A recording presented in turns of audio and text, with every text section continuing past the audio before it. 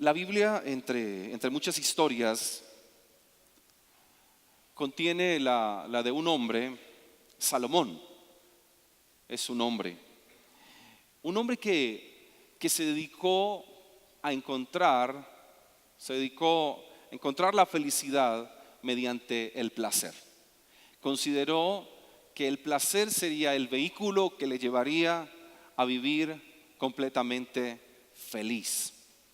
Pero cuando uno lee la historia de Salomón, y especialmente uno de sus últimos escritos, nos haríamos la pregunta: ¿encontró Salomón la felicidad? ¿La encontró? ¿Se sació Salomón en el placer? Con toda su sabiduría, Salomón, con todo el poder militar que tenía, era un estratega militar, un gran ejército, temido de hecho, un hombre con muchas riquezas, mucho oro. Y a eso se le suma un reinado de 40 años de paz. Así que mientras gobierna en medio del poder, de la opulencia, en medio de la paz y mucha sabiduría, él luego afirma que teniéndolo todo no fue feliz. Que teniéndolo todo no fue feliz. Para algunos hombres que creen que tener más de una mujer es muy bueno y que eso hace muy feliz cuando usted tiene una sucursal o dos sucursales, y hay algunos que son tan poderosos que tienen muchas sucursales, y creen que eso trae felicidad por el mucho placer, Salomón es uno que dirá: mentira. Este hombre tuvo 1005 mujeres. Así que usted ni le da en los tobillos y no pretenda alcanzarlo tampoco. Pero él dice: pero eso tampoco realmente me hizo feliz. Cada vez quedaba más vacío. Por eso, en el libro de Eclesiastés, en el capítulo 1, versículo 8, note que él dice: todas las cosas hastían más de lo que es posible expresar. Por favor, préstele atención a esa frase. Todas las cosas hastían más de lo que es posible expresar. ¿Y todas las cosas qué significa? Todo lo que él ha tenido, todo lo que ha disfrutado en la vida, todo lo que acabo de enumerar, les dice: si todas esas cosas juntas realmente hastían más de lo que uno pudiera decir que pueden hastiar. Ahora, hablando de una vida hastiada, hagámonos una pregunta reflexiva. Si también nosotros estamos hastiados de la vida. ¿Está usted hastiado de la vida? ¿Cansado de vivir? Bueno, y no propiamente porque usted está hastiado de lo mismo que se hastió Salomón. No es que usted esté hastiado de tanta riqueza, usted dice: tanto oro, tanta plata me tiene hastiado. Por el contrario, puede ser que usted lo tenga hastiado de la necesidad y la escasez. A él lo tenía de pronto hastiado tanta sabiduría. Usted dirá: yo estoy hastiado de tanta torpeza, de tanta ignorancia. Se pudo hastiar de tanto tiempo de paz y de repente usted podría decir: no, yo estoy hastiado de tanta guerra y tanto problema en el que vivo. Puede estar usted hastiado de lo que ve, puede estar hastiado de lo que escucha, puede estar hastiado de lo que está viviendo, hastiado de ver cómo la historia se repite una y otra vez. Y usted dice: esto parece que no va a cambiar. Sin embargo, en medio de ese hastío, en medio de pareciera esa frustración de Salomón, él hace una serie de afirmaciones bien interesantes. Y una de ellas está en el capítulo 3, cuando dijo: hay un tiempo para todo. Y así he titulado la predicación de esta mañana: hay un tiempo para todo. Dígale eso al que está a su lado: hay un tiempo para todo. Eclesiastés capítulo 3, del versículo 1 al versículo 8, dice él: todo tiene su momento oportuno. Hay un tiempo para todo lo que se hace bajo el cielo. Un tiempo para nacer y un tiempo para morir. Un tiempo para plantar, un tiempo para cosechar. Un tiempo para matar, un tiempo para sanar. Un tiempo para destruir y un tiempo para construir. Un tiempo para llorar y un tiempo para reír. Un tiempo para estar de luto y un tiempo para saltar de gusto. Un tiempo para esparcir piedras y un tiempo para recogerlas. Un tiempo para abrazarse y un tiempo para despedirse. Un tiempo para intentar y un tiempo para desistir. Un tiempo para guardar y un tiempo para desechar. Un tiempo para rasgar y un tiempo para coser. Un tiempo para callar y un tiempo para hablar. Un tiempo para amar y un tiempo para odiar. Un tiempo para la guerra y un tiempo para la paz. Interesante, ¿no? Yo quiero solamente quedarme en el versículo 1 y en el versículo 2. Y en el versículo 1, Salomón no dice años para todo, sino tiempo para todo, etapas para todo, temporadas para todo. Y de alguna manera también podríamos decir hasta ciclos para todo.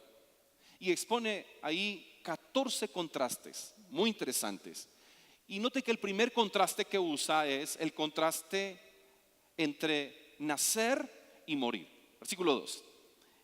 Ese contraste entre nacer y morir. Y ese es que exactamente ese contraste entre el nacimiento, el día del nacimiento y el día de la muerte, donde se suscitan todos los demás. Del versículo 3 al versículo 8 nos daremos cuenta que todos esos contrastes, si me ayudan en la pantalla, por favor, todos esos contrastes están entre el tiempo del nacimiento y el tiempo de morir. Ahí es donde se suscitan todos los demás. Recuerdan que alguna vez, hace años atrás, hicimos una serie que se tituló Un mes para vivir. ¿Recuerdan? ¿Me ayudan con la imagen, por favor? Esta imagen creo que nos ayuda a todos. Recordar el hecho de que hay un tiempo para nacer y un tiempo para morir. Y entre estos dos está el tiempo para vivir. Es decir, si miramos la imagen, note que la vida queda reducida, lo decíamos en esa ocasión, la vida queda reducida a 2 números y un guión. Mire la imagen, por favor. Y dése cuenta que así queda reducida la vida, a 2 fechas y un guión. Toda la vida reducida al final a un guión.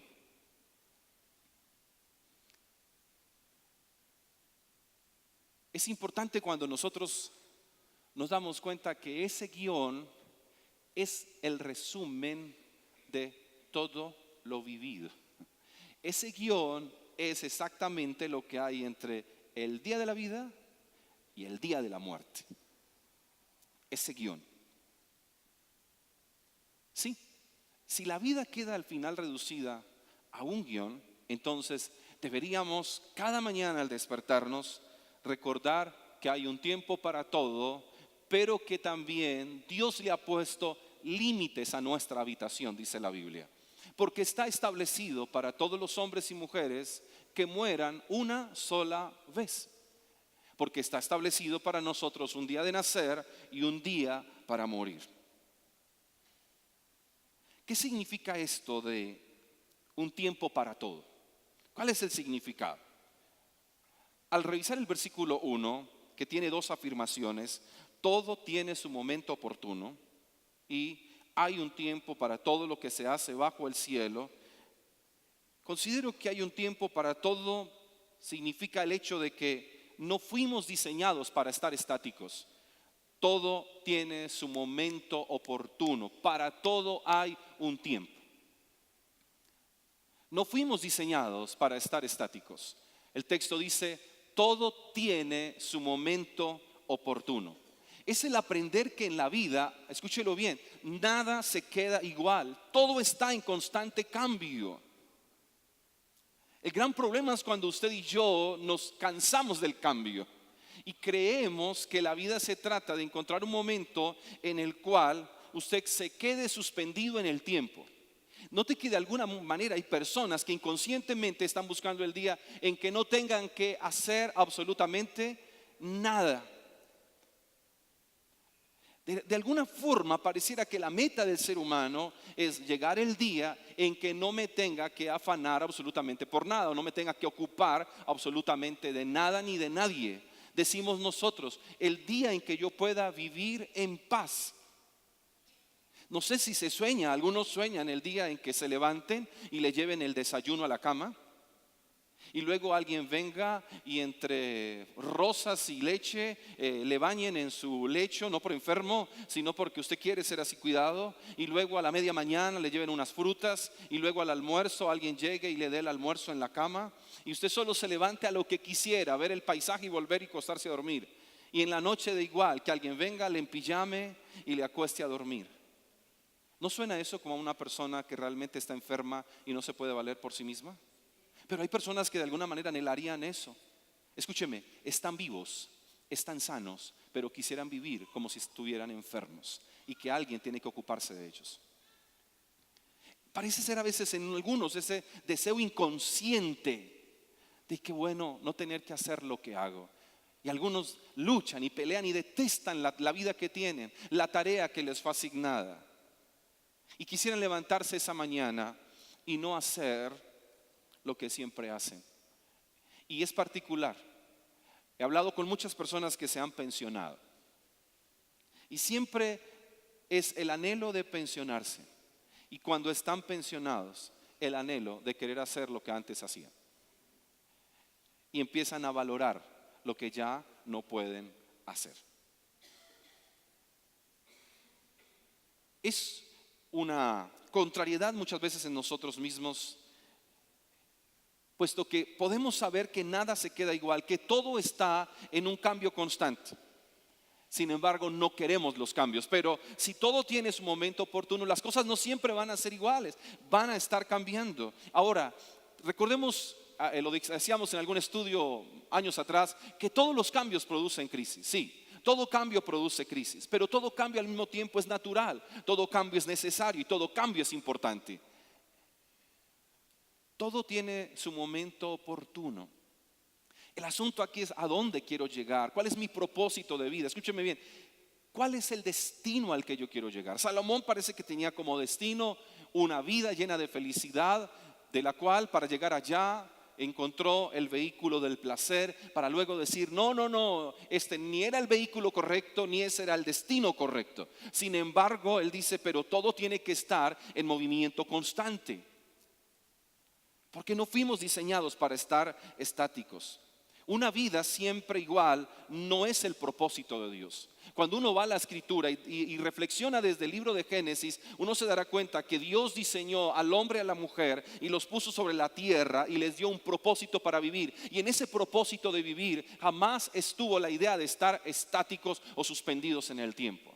Se les asignó una tarea, algo en lo cual ellos deberían ocuparse, algo que a ellos les iba a bendecir, pero que también honraría a Dios y que en el futuro también iba a bendecir a muchas otras personas. Eso es lo mismo que le dice a Abraham también, cuando le saca de la tierra de Ur de los Caldeos. Dios lo quiere bendecir a él, pero le dice, pero a través de ti yo también quiero bendecir a todas las familias de la tierra. Abraham salió no para estar estático, sino en un constante movimiento. Y si el movimiento hace parte del propósito de Dios, también entendemos entonces que en cada etapa de la vida usted y yo estamos siendo transformados por Dios. En ese movernos diariamente estamos siendo transformados por Dios.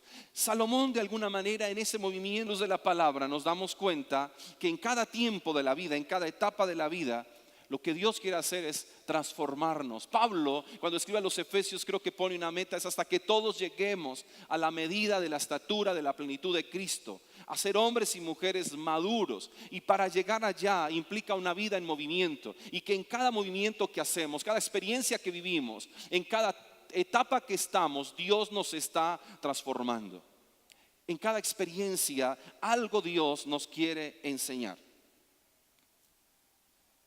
El asunto es que cuando nosotros no vivimos en el propósito de cada uno de estos tiempos, de alguna manera lo que hacemos es volver y regresar al mismo punto y no avanzamos.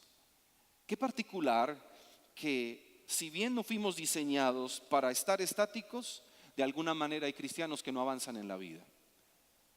Y la pregunta es, si fui creado para mantener en constante movimiento, ¿por qué estoy estancado?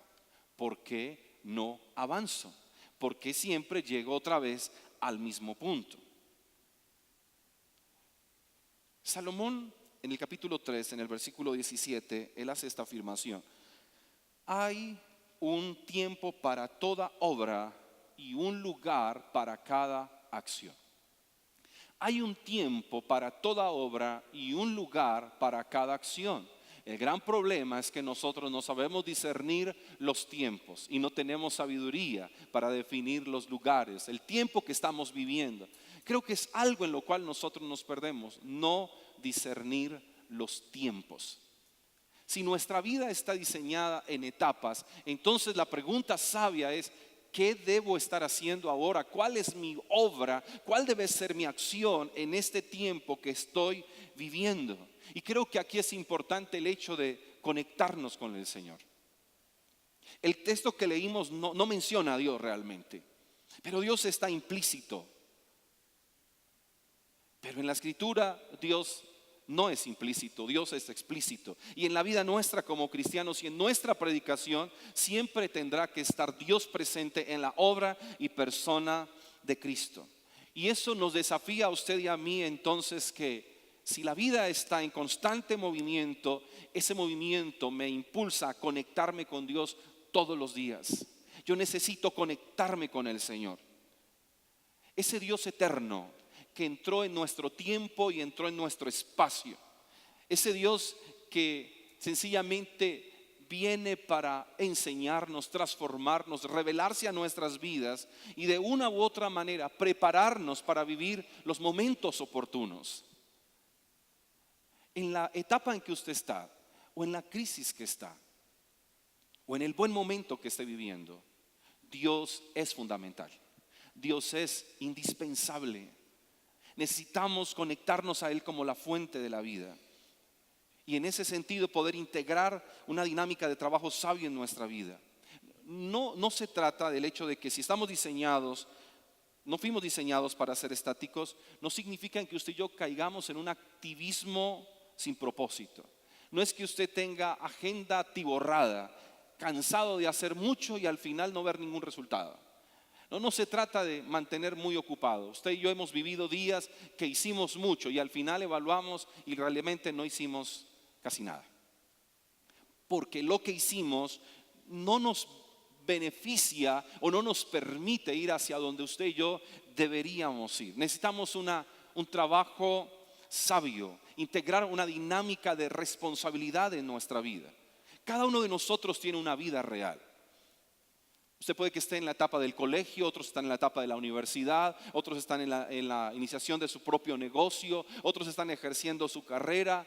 Cada uno estará ejecutando algo en la etapa en que está. La pregunta que nos tendríamos que hacer es, ¿estamos siendo sabios? ¿Estamos siendo sabios con lo que nos corresponde? Si estamos viviendo en coherencia a la palabra y a la vida que se nos dio, pero que pasa demasiado rápido, porque recuerde, estamos viviendo desde una etapa que se llama nacer y estamos yendo a otra etapa que se llama morir. Y alguien podría decir, por eso, pues entonces lo que hacemos es nacemos, crecemos, nos reproducimos y nos morimos. Otro dirá, no, pues si la vida es nacer y morir, pues entonces comamos y bebamos, que mañana moriremos. Y ahí la irresponsabilidad de muchos para vivir la vida. ¿Por qué? Porque la vida se trata, uno, de conocer al Señor y empezar a disfrutar aquí y ahora la vida eterna. Para nosotros como cristianos, la muerte siempre deberá ser una buena noticia. La muerte nos recordará a nosotros que somos liberados de este cuerpo de pecado. La muerte dirá que es el fin al sufrimiento humano, porque Salomón dice, sí, en la vida se sufre y hay muchas cosas que no tienen sentido. Y es absurdo muchas cosas de la vida. Para nosotros como cristianos, la muerte termina siendo una expresión de triunfo y de victoria, aunque nos duela. Y nos duele, claro que sí. Pero es el hecho de, en Cristo y en Él, entonces se triunfa. Pero mientras llega ese tiempo, tenemos que vivir sabiamente. Vivir como si tuviéramos 1000 años más de vida. Con responsabilidad, pero tan conectados a Dios como si fuera también el último día de nuestros días. Y mantener en ese movernos de la forma correcta. Planear una agenda para la etapa en la que estamos. Hablábamos hace 15 días, de hecho, del tema de definir la etapa en la que estamos. Y otra vez es importante, y les pregunto 15 días después, ¿definió la etapa en la que está? ¿Hizo el ejercicio de definir, estoy en esta etapa de mi vida? No cuántos años tiene, sino en qué etapa estamos. Y ahora, si hemos definido la etapa en la que estamos, entonces esa etapa nos tiene que llevar a planear una agenda, escribir qué vamos a hacer en esta etapa en la que estamos. Si la vida está diseñada para mantener el movimiento, ¿cuál va a ser mi movimiento?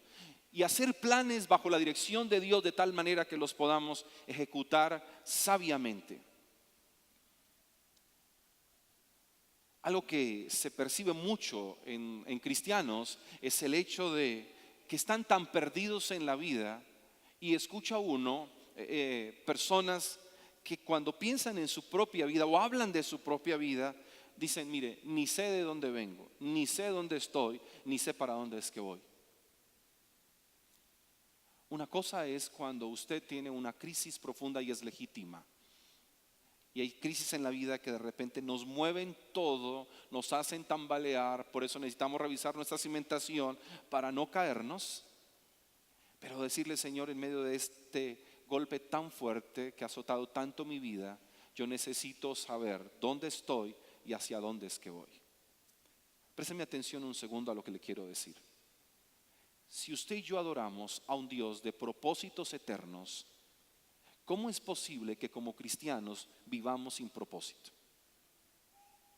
Si adoramos a un Dios de propósitos eternos, ¿cómo es posible que usted y yo como cristianos vivamos sin propósito?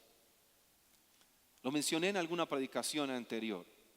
Si nos encontramos con Cristo, Cristo nos encontró en nuestra vida, entonces ya en Cristo usted y yo aprendemos no a existir, sino a vivir. No tiene sentido un cristiano que se encuentra con Cristo y la palabra y siga sencillamente existiendo. Y no solo existiendo, sino todo el tiempo. Otra vez, hay crisis en la vida, y pienso más en la etapa del luto, donde muchos experimentamos y sentimos el deseo también de morirnos. Y es natural en esas etapas.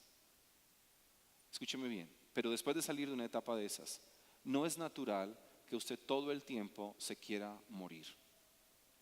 Y cuando usted es una persona que todo el tiempo quisiera morirse, y han pasado años de su vida, escúcheme bien, y han pasado años de su vida, y usted todos los días se levanta y dice, no, volví a amanecer.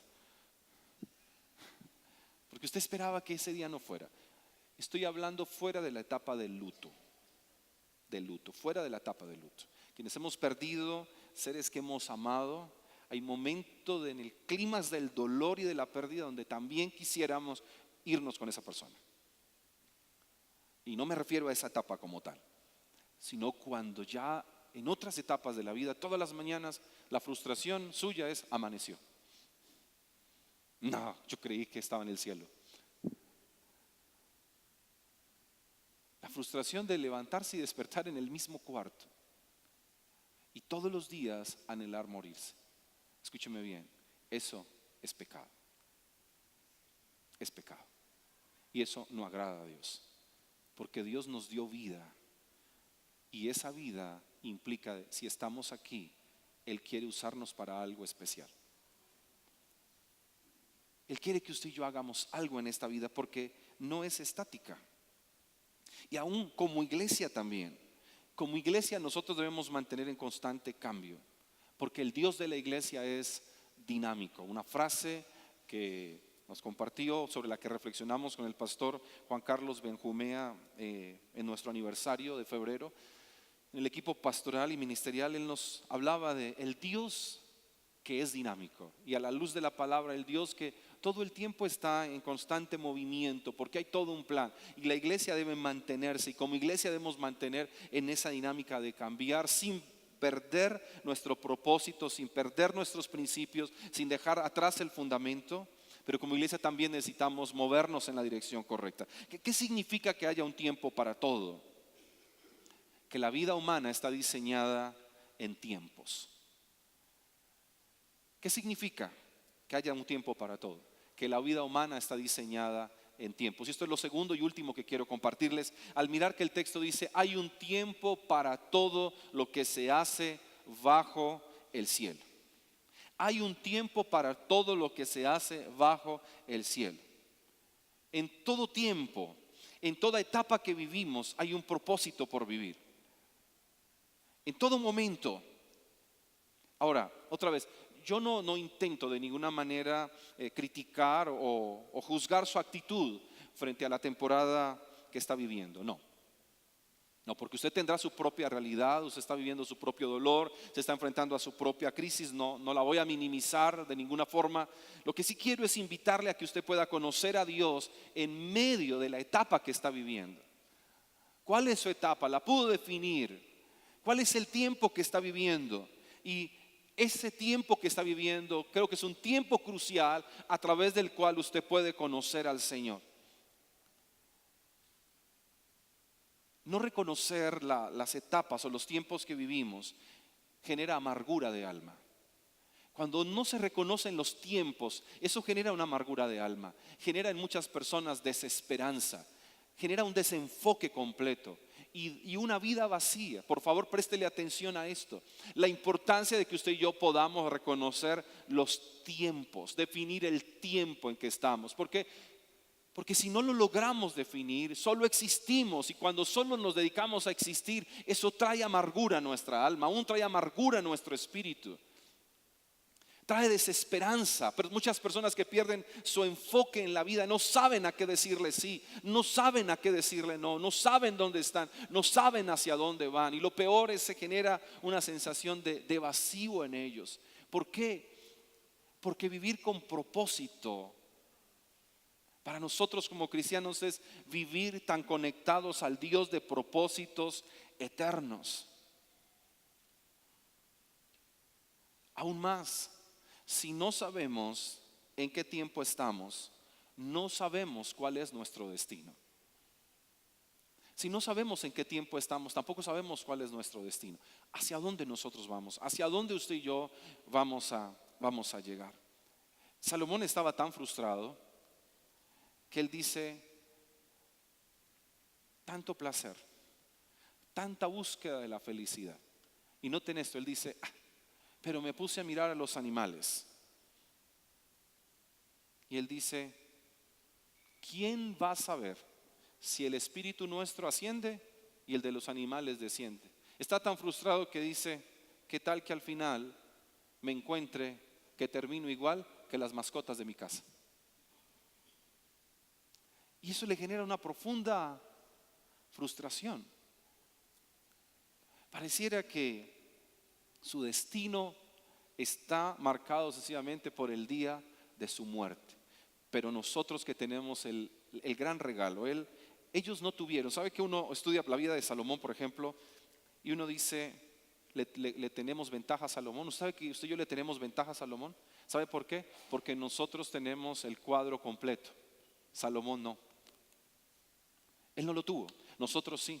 Todos los personajes en el Antiguo Testamento murieron esperando y nunca vieron y no lo conocieron todo. Caminaban en fe. Nosotros caminamos en fe, pero a nosotros se nos ha dado el privilegio de conocer más. Y nosotros entendemos, la vida no termina con el día de nuestra muerte. Y nosotros definimos aquí en la tierra cómo vamos a vivir la eternidad. Y nuestro fin no será igual al de los animales. Para nosotros la gran esperanza, la gran promesa que se nos hizo de que nuestro destino está en Dios. Y que usted y yo caminamos hacia la última etapa, que es la etapa de nuestra muerte, pero que al final nos podremos encontrar con nuestro Señor y Salvador Jesucristo. Porque el que cree en mí, aunque esté muerto, vivirá. Porque es el Dios que está con nosotros aquí y ahora, pero también el Dios que nos guiará aún más allá de la muerte. Por eso victimizarnos de tiempo en tiempo nos lleva a una vida cíclica. Si usted y yo nos victimizamos en medio de todos los tiempos que vivimos, si nos quedamos como víctimas, la vida se vuelve cíclica. Y recuerde que todo ciclo es circular, es decir, nos lleva siempre al mismo punto de partida. Y eso fue lo que le sucedió al pueblo de Israel. Israel estuvo 40 años dando vueltas en el desierto. Ellos no encontraron su propósito. Y como no encontraron su propósito, entonces tampoco pudieron llegar a su destino. Y creo que esto es importante para nosotros. El que no camina en su propósito jamás llegará a su destino. El que no camina en su propósito jamás podrá llegar a su destino. Amados, creo que es tan importante que usted y yo podamos parar y en esos tiempos de meditación con Dios decirle: Señor, ¿cuál es el propósito para el cual yo estoy aquí en la tierra? Si usted aún no lo sabe, si lo olvidó, la Biblia dice: usted y yo fuimos creados con el propósito de vivir para adorar a Dios. Usted y yo existimos para adorar a Dios. Usted y yo existimos para ser las personas que Dios quiere que seamos, para ir a la palabra y conocer en la palabra el consejo de Dios que forja nuestro carácter. ¿Cuál es el propósito? El propósito uno, el tercer propósito por el cual nosotros vivimos es para servir a los demás, porque Dios nos dio talentos, capacidades y habilidades. Y otra razón por la cual usted y yo vivimos el propósito es servir a los demás, pero también poder vivir en comunidad. Un propósito por el que vivimos es para estar en la comunión de la iglesia, para vivir en comunidad. Dios nos creó para vivir en comunidad, pero también fuimos creados para adorarle a Él. Fuimos creados para exaltarle, pero fuimos creados también para darlo a conocer, para proclamar que Él es el Señor. Y cuando usted y yo vivimos en ese propósito, entonces llegaremos a nuestro destino. No sé si usted sea de esas personas que está hastiada de lo que ve, está hastiada de lo que escucha, está hastiada de lo que vive, está hastiado de ver cómo se repite la historia y se vuelve a repetir.